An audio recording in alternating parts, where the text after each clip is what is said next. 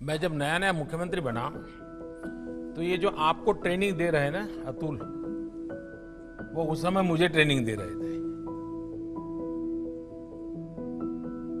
और मैं उनके अंडर में ट्रेन हुआ हूं, क्योंकि वो मेरे सिक्योरिटी इंचार्ज थे, सीएम सिक्योरिटी के।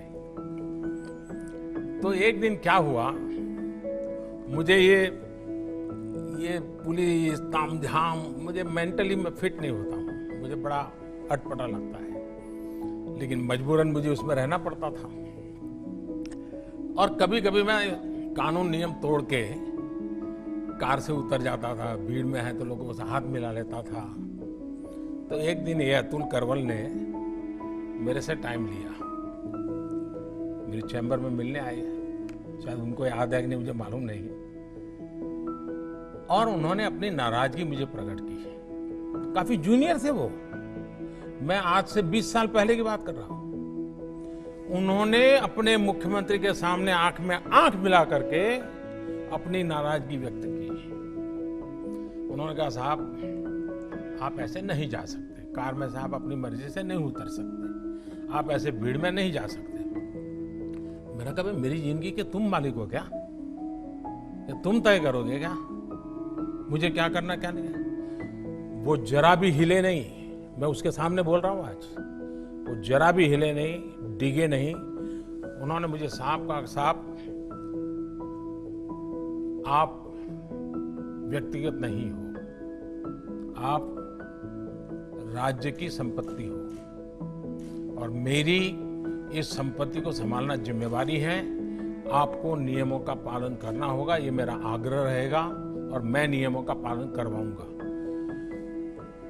मैं कुछ नहीं बोला।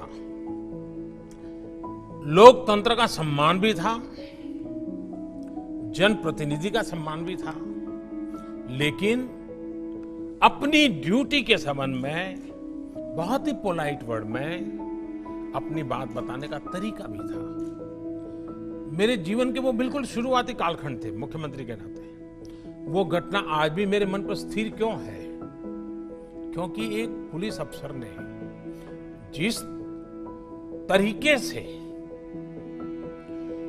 और जिस दृढ़ता से और लोकतंत्र में जनप्रतिनिधि के महत्व को समझते हुए बात रखी थी, मैं मानता हूं हर पुलिस का जवान ये काम कर सकता है, हर कोई कर सकता है। हमें इन बातों को देखना होगा।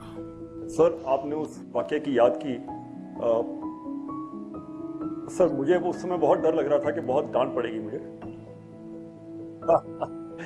लेकिन आपकी समझ, आपका बड़प्पन कि आपने उसको इतनी उदारता से लिया, और मैंने उन समय में आपके साथ जो समय गुजरा सर, उस समय बहुत कुछ सीखा। छोटे से छोटे आदमी की, अदने से अदने आदमी की कैसे कदर करनी है, कैसे ध्यान रखना है, मैंने देखा और सीखा। मैं बहुत तहे दिल से शुक्रगुजार हूं सर कि आपने इतना समय हमको दिया।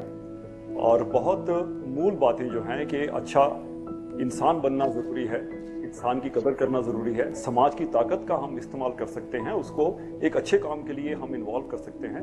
बहुत बड़ी बातें सर आपने जो उनको कही हैं, मुझे आश्वासन है कि ये अपने काम में ज़रूर शामिल रखेंगे। और अगर आपकी अनुमति हो तो एक युवा अधिकारी हैं जो एक आभार विधि देना चाहेंगे सर। जरूर जरूर दीजिए। जय हिंद सर।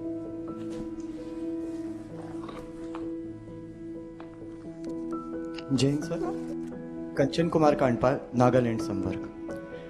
कुरुक्षेत्र के रण का एक अमर उद्घोष भारतीय संस्कृति की अमर परंपरा रही है कि जित्वा वा प्राप्स्यसि हतो वा प्राप्स्यसि स्वर्गम, जित्वा वा भोक्ष्यसे महिम, क्षुद्रम हृदय दौर्बल्यम त्वक्तोत्तिष्ठः परन्तप। आपकी प्रेरणादायक उपस्थिति आज हमारे लिए एक ऐसा ही अमर उद्घोष करने में सार्थक रहेगी, यह मैं आपको आश्वस्त करता हूँ। मैं निदेशक सरदार वल्लभ भाई पटेल राष्ट्रीय पुलिस अकादमी एवं 70वें एवं 71वें बैच के अपने सभी साथी प्रशिक्षुओं की तरफ से आपकी इस गरिमामय उपस्थिति के लिए आपका हार्दिक धन्यवाद और आभार प्रकट करता हूं। महोदय, मेरे जिन साथियों ने आपके समक्ष अपने अनुभवों को यहाँ पर प्रस्तुत किया, वो केवल एक वानगी भर थे। हम में से प्रत्येक ने प्रत्येक दिन ऐसी अनगिनत समस्याओं, ऐसी अनगिनत चुनौतियों से दो चार हुए, उनसे पार पाया और अपने पुलिस बल का नेतृत्व किया। मैं आपको आश्वस्त करता हूं कि आज की इस दीक्षांत शपथ में निष्काम कर्म की जो प्रेरणा, जो सीख और जो शपथ हमने ली है, उसको पूर्ण सेवा भाव, पूर्ण मनोयोग के संग के साथ लेकर के हम आगे चलेंगे। इस खाकी के प्रति समग्र निष्ठा और इस मातृभूमि के प्रति समग्र समर्पण का संदेश जो आज आपने हमें दिया है, उसे हमारा बैच निरंतर आगे लेकर चलेगा। अपने समग्र बैच की तरफ से यही संदेश या यही एक ध्येय वाक्य मैं आपके समक्ष प्रस्तुत करना चाहूँगा कि मेरे मस्तक के सिंहासन पर भारत माता आसीन रहे, मैं सदा देशभक्त रहूं, यह देश सदा स्वाधीन रहे। पुनश्च आपकी गरिमा में उपस्थिति के लिए हार्दिक धन्यवाद। जय हिंद। थैंक यू भैया।